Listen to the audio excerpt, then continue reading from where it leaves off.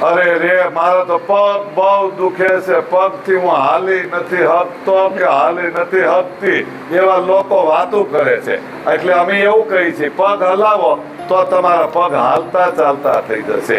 પગનો દુખાવો, પીંઢીનો દુખાવો, ગોઠણનો દુખાવો, સાથળનો દુખાવો ઘરે બેઠા દૂર કરવો હોય તો ખુરશી માથે, ટેબલ માથે, પલંગ માથે બેસીને તમારા પગ લટકતા રહે એવી જગ્યા ઉપર બેસીને અહીંયા આપણે કપડું બાંધી દેવાનું પગના કાંડા પાસે, પછી આપણે પગને હલાવવાનું, જેમ આ બેન હલાવે છે એવી રીતે. સવારે અને સાંજે 30 થી 40 વખત આવી રીતે મુવમેન્ટ આપવાથી ગોઠણનો દુખાવો, પીંઢીનો દુખાવો અને સાથળનો દુખાવો ઘરે બેઠા દૂર થઈ જશે.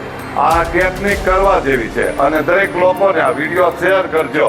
બધા લોકો રોદડા રોવે છે, મને પગ બહુ દુખે છે, મારથી હલાતું નથી. પણ હાલતું કરવું હોય તો આ હલાવવાનું ચાલુ કરો તો તમે હાલતા ચાલતા થઈ જશો. એક વખત હસો બધા. તો પછી 30 વખત સવાર સાંજ આ કસરત કરી નાખવાની છે.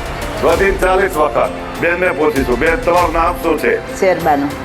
અહીં આવવાથી તમને શું ફાયદો છે? બહુ સારો ફાયદો છે. આવવા જેવું છે કે નહીં? આવવા જેવું છે. કોઈને પણ કેવા જેવું છે? કેવા જેવું છે. બરાબર. અહીંની વ્યવસ્થા કેવી છે? બહુ સારી છે. આ લોકો ફી કેટલી લે છે? 0.